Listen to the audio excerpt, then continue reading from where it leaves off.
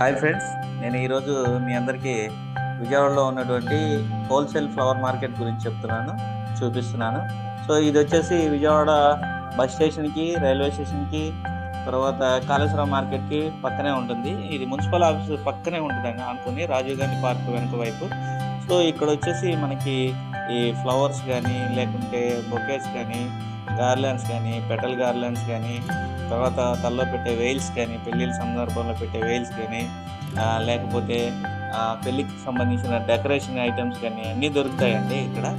So ఇదొచ్చేసి ఆహ్, ఇక్కడ మనకి దొరకని ఐటెమ్ అంటూ ఏముండదు. సో ఇదంతా హోల్‌సేల్‌గా ఉంటది. పొద్దున్న నుంచి రాత్రి వరకు ఉంటదండి. ఎప్పుడూ ఉంటూనే ఉంటుంది.